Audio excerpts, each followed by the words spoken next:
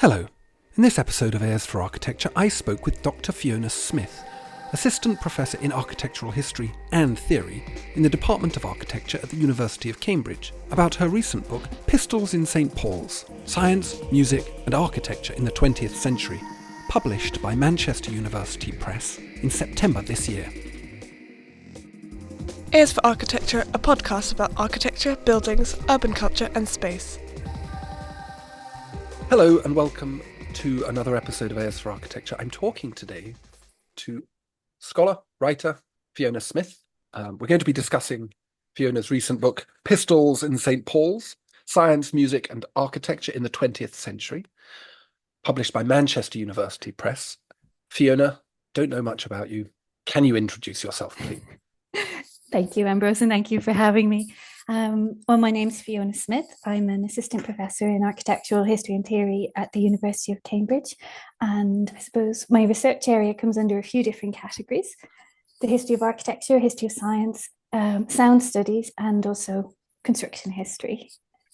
Are you an architect? I trained originally as an architect. I don't practice. Where did you train? In Dublin. Ah, I see. And what, both parts? Yes, part one and part two. Excellent. But that was my previous existence. Okay, and when did you move across into academia? Pretty soon after qualifying, actually. I moved into a PhD that was jointly undertaken between engineering and history of architecture, focusing on acoustics, and then after that I moved into the history of science. Again, still focusing on acoustics and sound studies. So I guess acoustics has always been pretty central to what I do. And that was at Cambridge? No, that was in Dublin as well. I see. Dublin and then Harvard for history of science. Oh, fantastic. And your PhD is in the history of science? No, my PhD is in architecture. So the PhD was jointly undertaken between, I bravely did it between two disciplines and two departments, engineering and history of architecture. I see. And then for postdoctoral work, moved into history of science. I see. So what's that's quite an interesting journey. Like, I don't see much space in, I suppose, in the customary study of architecture for this. So how did you find this specialism? Well, what piqued your interest in this? I suppose it goes a really long way back, probably to before even beginning university training in architecture. I was torn between doing music or architecture. I'm a very, very, very lapsed flautist. Architecture went out just about for music, but I couldn't let go. So it was that interest in, I suppose, in sound and in how architecture shapes sounds and how we respond to an architecture environment as well, that sort of sustained me through my architectural training. And then I had the opportunity to follow it up in PhD research. Mm-hmm. And I've never really let go. Pushed it through different disciplines, but not let go. and so there is a strong scientific bent to what you research now.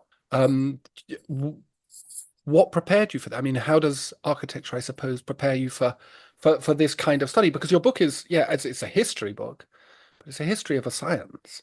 Yes, it is. And I suppose I think I'm a historian more so than a scientist, to be perfectly honest. Mm-hmm. But my PhD research had quite a technical component to it, and I needed that. I needed to understand the technical aspects before I could even begin to look at the how and the why and the where in the history of science. Mm-hmm.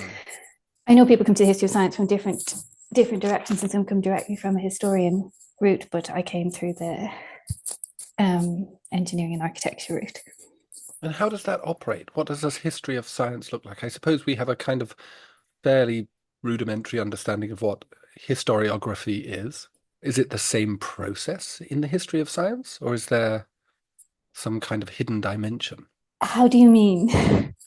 Well, I guess in the history of architecture, we collate sources and we explore paradigms through theoretical frameworks to try and unpack a given phenomena or practitioner or practice or whatever it is.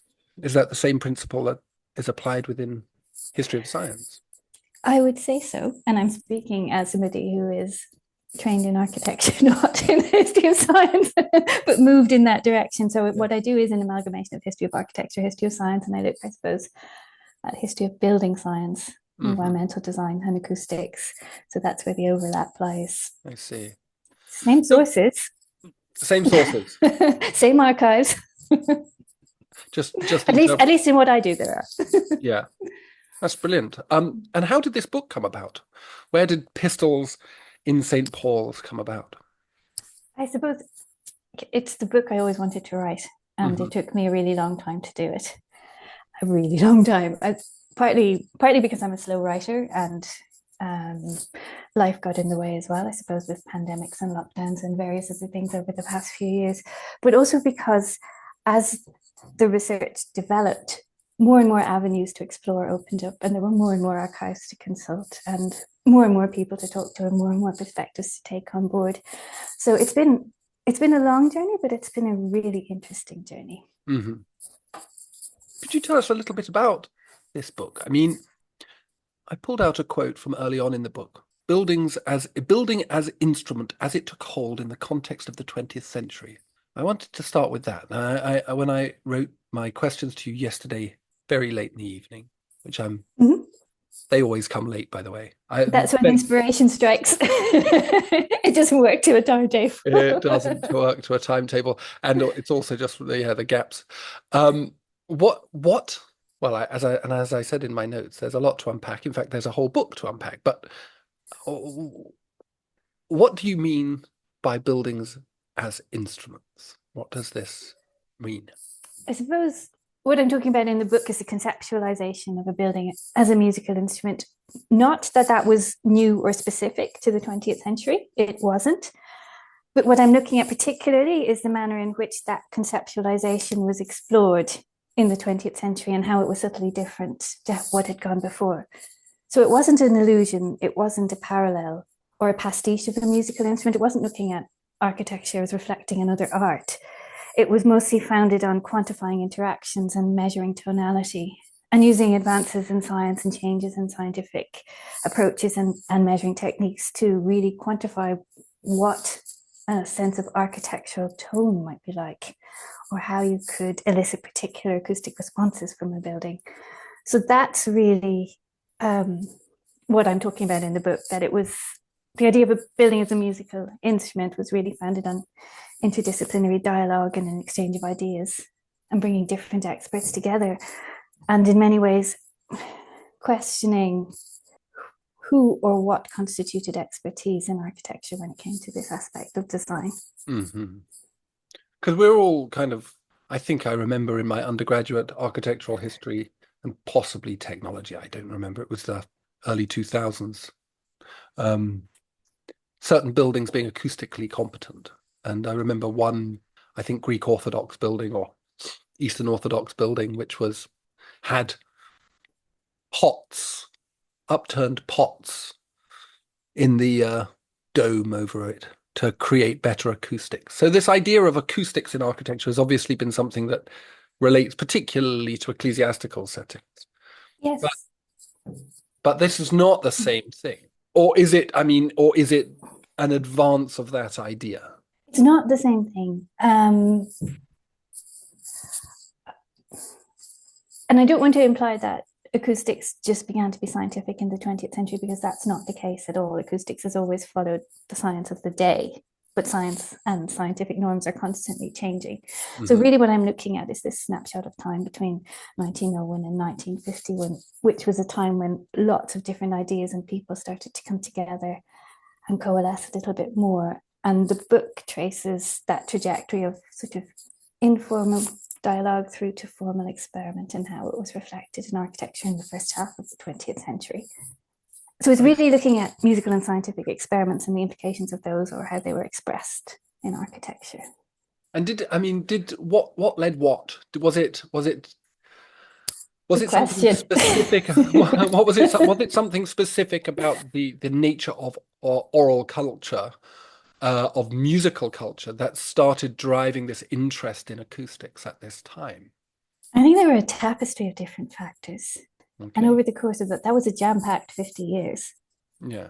And there were lots of different catalysts in that time, and lots of like significant changes in technology and materials, as well as everything that was happening across the globe. So the architects didn't get kind of leveraged by musicians, but rather they were starting to explore these ideas in their own right. Yes, and I would say that there was a sort of a fluctuating priorities at different times. Different things came to the fore more so than others. At times it was music, at other times it was the exclusion of noise, it was quality of life, it was health, it was the need for speech to be clearly heard, for communication to be possible. And then there was electroacoustic interventions as well. So there were lots of different factors coming into play, and each of those was given different weight at different times for varying reasons.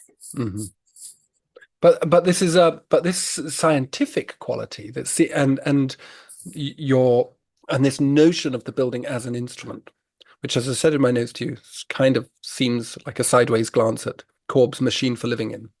A building is an instrument for enhancing music. Is this a specifically modern, the way that this is produced, the way that this is co-produced, I suppose, through these various actors that you mentioned, is this a specifically modern phenomenon in the way that you're describing it? I think that's a really provocative question and lots to think about in that question, never mind the answer. But I think in many ways it's the opposite, because the machine aesthetic implies a precisely defined function, and in many ways this was much more about trying to grapple with the intangible and read between the numbers. And it was also much more experimental, much more play by ear. In one sense, you could say there was a machine aesthetic if we talk about calibrating and fine tuning, but not the machine aesthetic from the end of the 20th century, because it was much more about exploring unique contexts and sort of probing, drawing from the learnings of different case studies and looking for overall patterns, rather than a very precisely defined machine-like function or approach. Word. Yeah, because you use this phrase, you use this rather elegant quote. You say, and I'll see if I can find it in the pages here. I have little pink tags in the pages, but they're all pink. Oh yeah, it's right really early on. You say, speaking of Emily Thompson, you say, whereas Thompson proposed that new materials changed the relationship between sound and space and cultivated a new culture of listening, this book approaches that relationship from a perspective of viscerality rather than modernity. Now that's a heavy that's a heavy thing. Like what does that like? So this idea, and you just use this beautiful phrase, grapple with the intangible. Is this what we're talking about here? This, in a way, a recognition even in 1901, and this kind of the way that you're interpreting and working with this research is that you're kind of starting to unpack I suppose, problematizing this machine-like modernity, and these people are starting to try and sympathize, soften architecture. I think the answer to that probably lies in sort of changing conceptions within architecture as to what science was in architecture. So, for example, science as applied to building came on the curriculum for architects for the first time in 1912. And it was unclear from the reading lists in 1912, from the RIBA reading list, what exactly science as applied to building was. It had one foot in sanitary science, but there was a manifesto that was published just a few years previously, and if I can find the quote, I think it will explain what I mean. So the manifesto just at the turn of the 20th century, which stated that construction is not a science. Statics and dynamics are not sciences. Okay. So what does that leave for science and architecture? Yeah. It leaves the intangible. It leaves those environmental, what we now call environmental design, but those aspects, those experiential aspects that are really hard to quantify, not the mathematical aspects, the aspects that did not yet have a mathematics associated with them. So in one sense, that is very different to how we see science and architecture today. And that was even very different by the 1920s when the Building Research Station had been founded. The idea of what constituted a building science was much more clearly defined by that point. But at the turn of the 20th century, that was where science sat in architecture. Dealing with the intangible. And the intangible relating to light air, sound, Yeah. the numinous. Yes, exactly. I The see. ephemeral aspects. And so sound fits into this, and so you use this like idea of tuning a building, which seems to be one of the first ways that this new science is deployed, where they're going into, I think, existing buildings and trying to improve them. Yes. Well, improve them, also understand what was happening. I think I that was see. a large part of it. So initially probing by ear, and then through a mixture of experiment and experience, beginning to try to quantify experience. How does sound and space work in tandem? Not just each viewed in parallel, but in tandem. What's happening at that point of intersection? And how do you quantify it? And is there even a language that crosses disciplines that allows you to quantify it? Because words mean different things across different disciplines. And at the turn of the 20th century in acoustics, we had architects, musicians, physicists, and even occultists with an interest and a stake in acoustics, and trying to find that language that could, first of all, encapsulate what that experience was, and then looking at quantifying the experience in order to have a foundation to design from moving forward. You just mentioned occultists. Yes. Go on. I mean, I know it's the beginning of the 20th century and things are getting weird, but what the heck? Yeah, there was some degree of occultism involved in architectural acoustics at the turn of the 20th century. I was surprised when I found that first. I found a letter, and there was a little handwritten note identifying a person, and I thought it said oculist. And I thought, oh, yes, that makes sense. Optics, acoustics. I can see the logic. And then I dug a bit more deeply, and it wasn't oculist at all. It was occultist. But again, that was to do with fringe sciences and sort of this idea of quantifying the intangible, the experiential. That's where that's at. I see. So it's a very much a kind of speculative enterprise at the beginning, a real feeling their way as this science emerges. That's exactly it. Yes. Amazing. Amazing. So how does one go about tuning a building? I mean, that's got like how do they do this? What do they start doing here? We do it differently now, but where would you like me to start? Because Well, by I the think end of the book, we have festival hall and very famous tuning concerts, and they're well documented. Well, I think the festival hall is an interesting one, but that's a kind of complete design, and that kind of you conclude your book with the festival hall, and I'm kind of interested in the ultimately subjective quality that seems to be implied in what they're saying, which perhaps we can get to, where people say it's really clear, but it's not quite right. You know what I mean? It's like, as I read it. And that's what I mean about trying to find a common language as well. Yeah. And it's very hard to have I mean, who's the arbiter of good or bad when it comes down to objective, tiny little aspects of a building? Some people will love one, some will hate one, but finding a way to communicate what is good or bad. We have numbers, but so much happens between the numbers.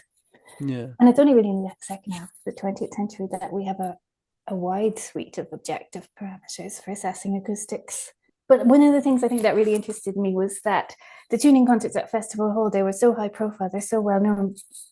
But as I dug a little bit deeper and a little bit deeper to see where those tuning concerts came from, where the ideas for those tuning concerts came from, it became clear that there was a whole history of tuning concerts that had been happening for the previous 50 years, undertaken in various different ways. It was very much tuning by ear. And the process became gradually more and more formalized in different contexts, in different buildings, for different purposes, right up until World War II. So who were these experts that began it? I mean, was it architects or was it sound engineers? Was it people, not occultists, but who started, who was first deployed? I mean, I can remember when I was a kid, we had a piano in our house, a terrible honky-tonk upright piano, and my parents would occasionally forlornly get it tuned so that we could smash away at it. And the man was, as per tradition, a deaf man, and he tuned our piano. And was it the same sort of thing? It was a kind of expert selected by dint of them having very good sound sensitivity, like a gastronome is someone with very good food sensitivity, taste sensitivity? No, not always. And in fact, even by the 1950s, the term acoustician wasn't really used. Okay. So we didn't have that music gastronome. We didn't have the term acoustician until the second half of the 20th century in common usage. Even the word acoustics as late as the 1920s, there wasn't a clear consensus on how to pronounce it. Was it acoustics or was it acoustics? Mm-hmm. On such debate, when was the English pronunciation? on such debates, empires fail. But anyway, Exactly. But as to who was the expert or whose ears were considered expert, that changed. So the book begins in 1901 with Westminster Cathedral and Richard Terry, the director of music. And from the perspective of this book, I'm not going to say they were the very first tuning concerts ever, because I haven't written a book that precedes 1901. But from the 1901 point onwards, we're looking at Richard Terry's experiments within the shell of Westminster Cathedral, ascertaining how music sounded from different points, what types of music sounded best from where. And those are the tuning concerts that set the scene for this book, where this book begins. And it does move onwards to tuning concerts to try and recreate ideas about architectural tone in a disused munitions factory in the 1920s, just outside London, and then testing the findings in new concert halls like the White Rock Pavilion at Hastings. Then there was more experimental work was provided in 1938 for the Glasgow exhibition, when temporary buildings for exhibitions are exempt from building regulation to the same extent. So there was much more scope to experiment with materials at that point. And moving on into World War II, when the proms moved from Queen's Hall to Albert Hall, adapting that acoustic internally to make it more suitable for orchestral music. So there was this whole series of tuning concerts that were implemented in different places by different people, musicians, architects, physicists. Instrument makers were brought on board as well at certain points, and conductors. So there were a lot of different voices and different ears.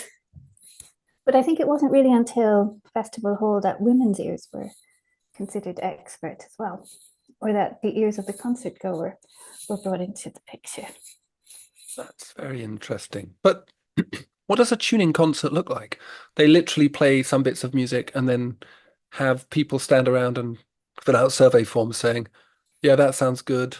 Nah, a bit tinny. Something like that, yes. Okay. There were different, well, at Festival Hall, there were different types of signals. There was orchestral music, there was pistol fire, there were stopped chords. I think a lot of thought went into what types of music would elucidate the most about an acoustic. Yeah, I did wonder about this, the type. Yes. And often the music that was chosen was music that had a contrast between really rich, warm orchestration, but also very clear detail, because that's the ideal balance, the really difficult balance to strike. Can you hear the detail against the warmth? So an awful lot of thought went into what music was the most suitable for assessing a building. And in festival. Go on, sorry. Sorry, no, carry on. No, I was just going to say, and what music, what did they find it was Brahms something? Bach came out of it pretty well, and Beethoven. Yeah. But he always does. B minor mass. Yeah. Okay. I was listening to some Haydn last night. I think he would be good for it. I think so too, actually. Yeah, I know, quite filigree, quite delicate, but with bomb. Because I was thinking, like, if you just tested a space with Beethoven's Ninth, like smashing away, great drama, that would give you one acoustic register. How do they mediate for that? Or if you're doing a piece of choral work, if you're doing a piece of Thomas Tallis or something like that, and how do you create an environment? How did they test an environment for that, and how do then they tune the building for that? Do the buildings have to build in a certain measure of flexibility, I suppose, or changeability? Well, if we're going back to, I suppose, to World War II, Albert Hall was really set the bar high for that one, because when Queen's Hall was destroyed in the Blitz, the proms moved very suddenly to Albert Hall, and the building had to be tuned internally in increments, and it was done so in response to the existing program of music for the proms that year.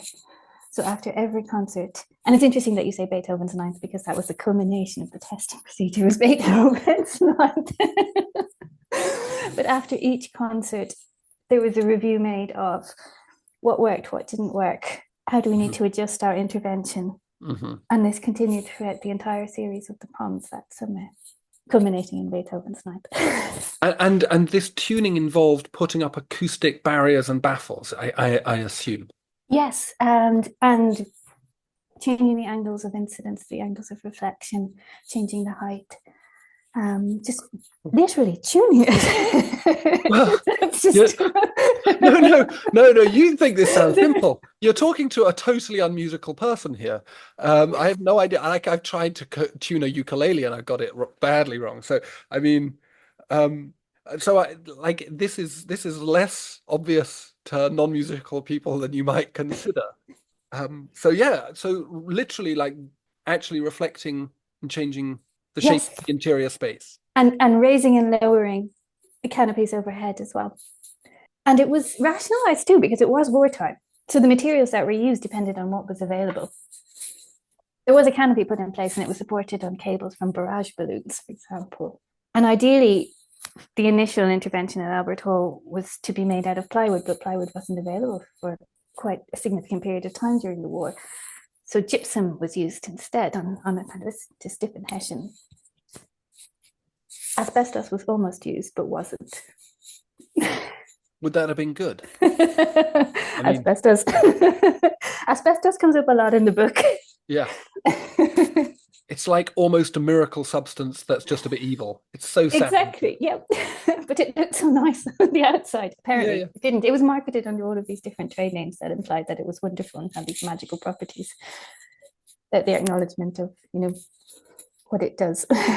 So they're hanging these gypsum panels, and that what they put carpet on them, put canvas on them. Like, again, are they investigating and exploring?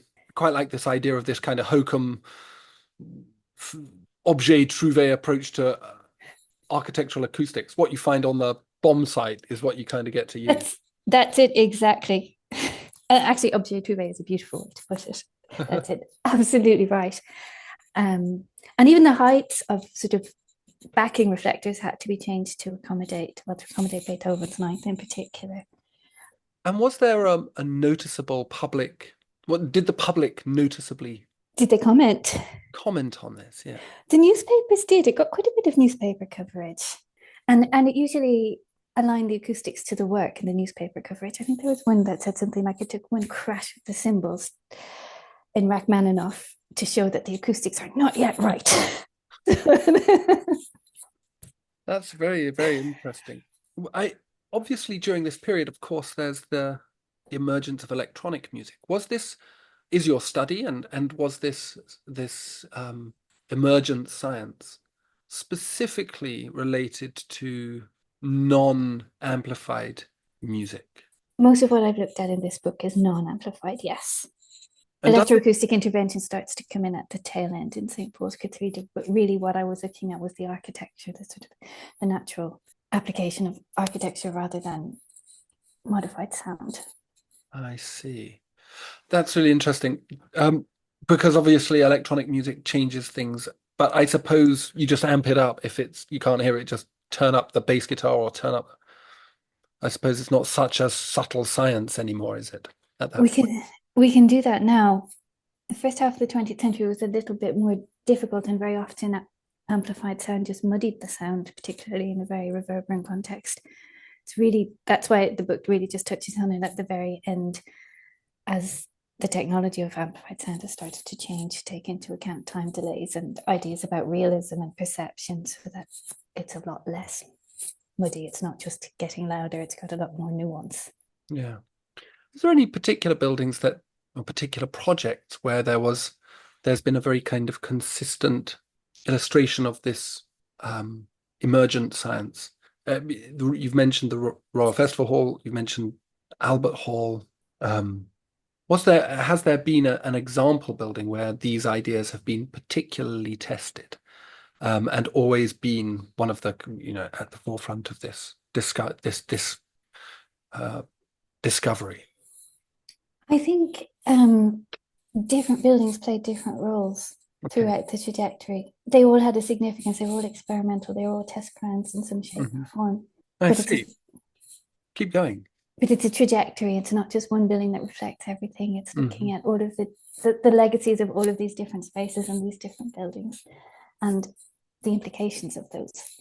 How one thing led on to the next. Mm. You use this lovely word orality, Yes. which is the first time I've, I suppose, come across it because I'm not a historian of science or design.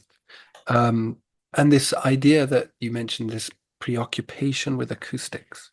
Where does this preoccupation, what, where does this preoccupation come from? Why does it emerge?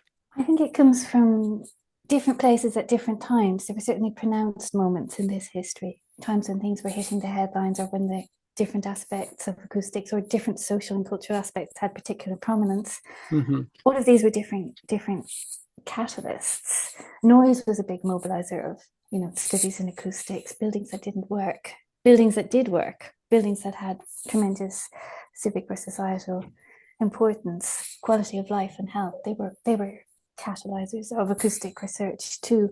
And I suppose it's a combination of all of those different factors, again, with fluctuating intensity at different times, that really contributed to creating this overall interest, this overall trajectory.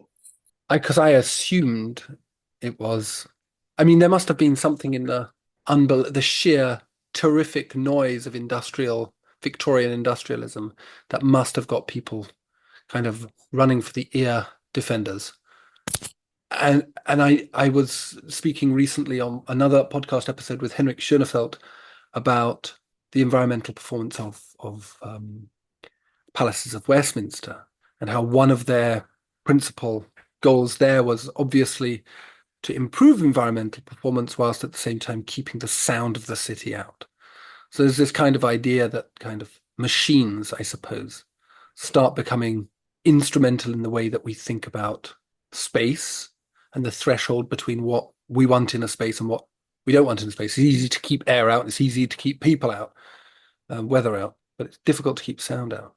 Yes, and there's two types of noise as well. There's the external noise and there's the internal noise. Ah, And we had all those new materials from the early 20th century that were much more reflective, much more like harder plasters. We have electrification and the ducts and the chasing that go with that let external noise in. So the external environment is becoming noisier in the first half of the 20th century, but noise infiltration into buildings has a much easier path. We also have thinner partitions. Advances in structural engineering meant that it was cheaper and faster to build, but not necessarily better from an acoustic point of view. mm-hmm. In fact, for the housing stock that was built after World War One, there was a comment made that acoustically, the new houses were worse than the slums they replaced. Mm-hmm. So, yeah. I think we can all agree that that was probably true, but shh, Mm. not allowed to say it because that makes me sound like an anti-modernist, which obviously which obviously I am, but I have to pretend I'm not. I'm interested. How did architects respond to this emerging science? So, how did architects get involved? In the period covered by the book, I think initially with a denial of responsibility. Okay.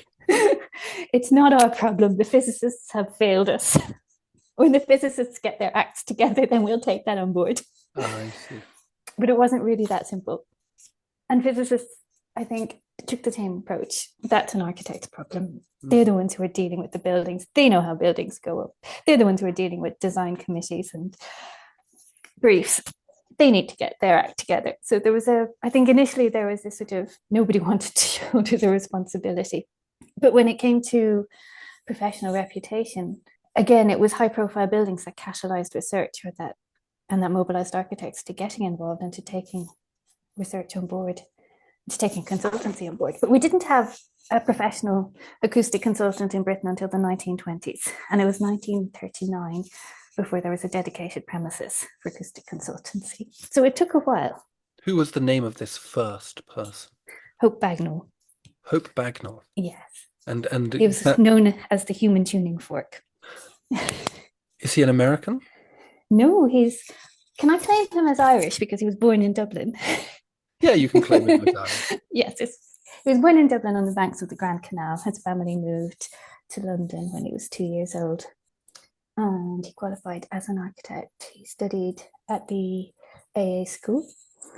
He submitted his dissertation on acoustics in 1914, just before World War I broke out, and there was nobody qualified at the RIBA to assess a dissertation on acoustics back in 1914, so he failed.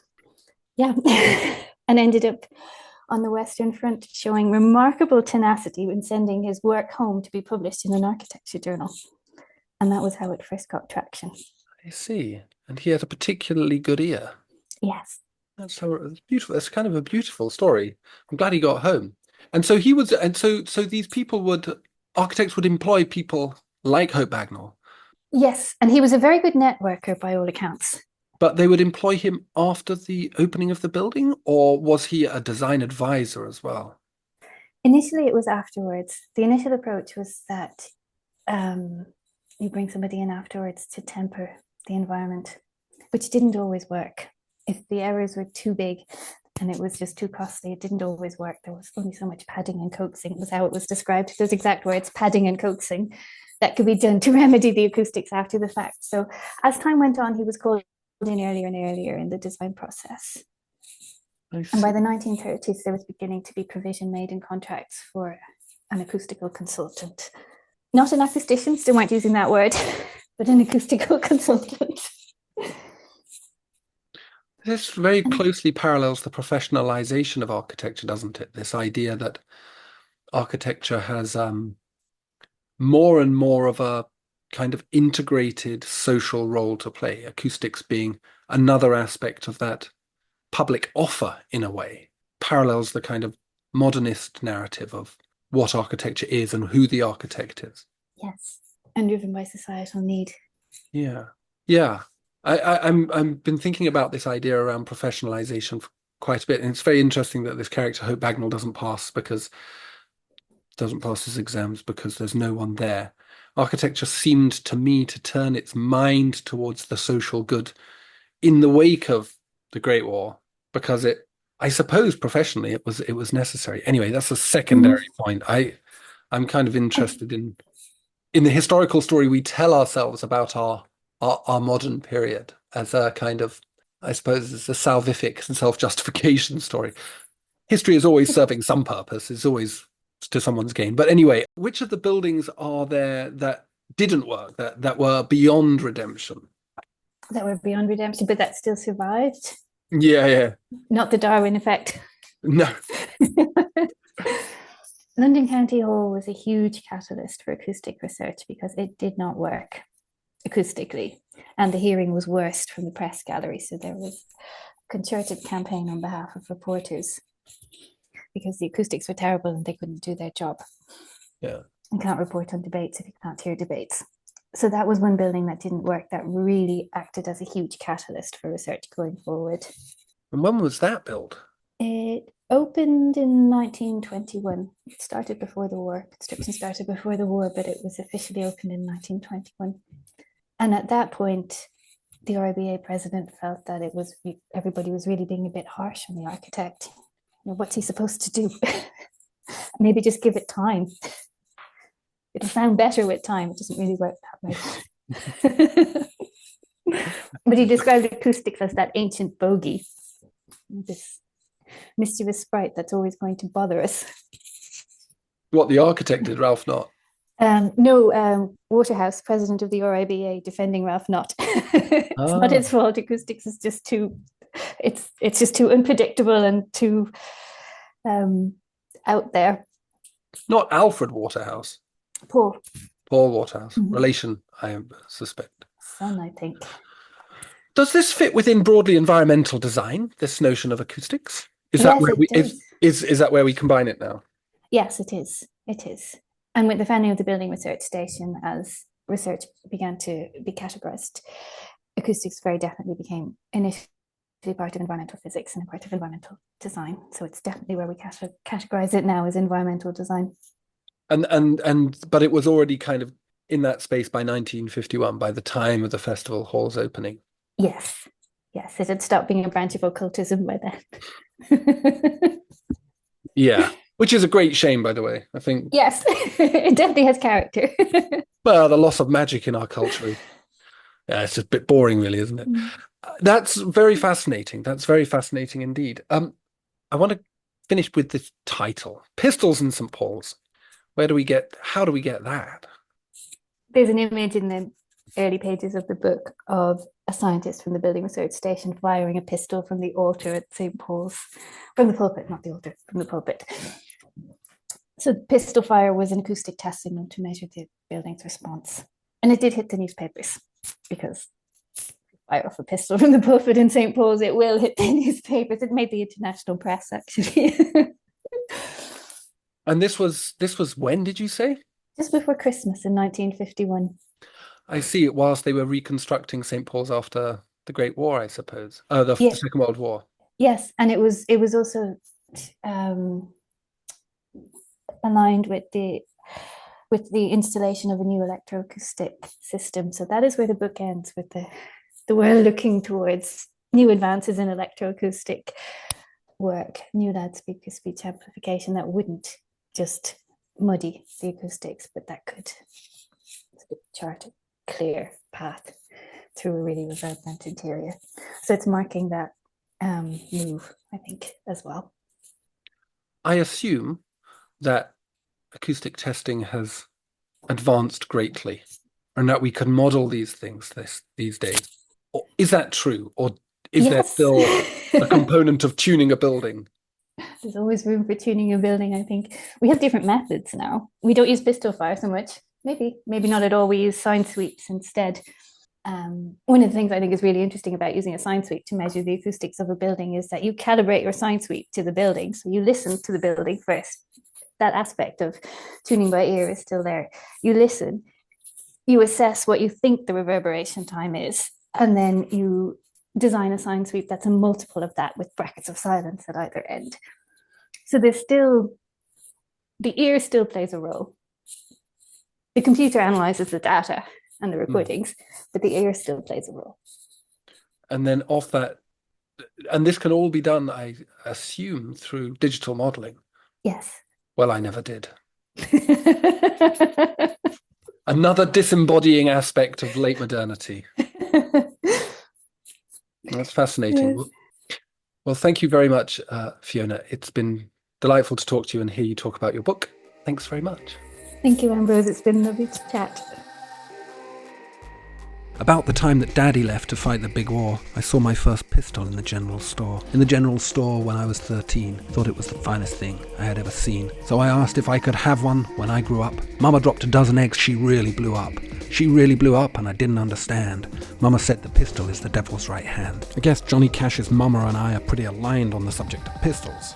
But I guess guns can be useful, as Fiona has so elegantly described. Thank you to her for taking the time to speak with me, and to Manchester University Press for the book. Very interesting. And if the intersection of architecture, history and science is your thing, I'd strongly recommend getting it. Please see the podcast description for links to Fiona, wheresoever I've been able to find her online, and to Manchester University Press and the book.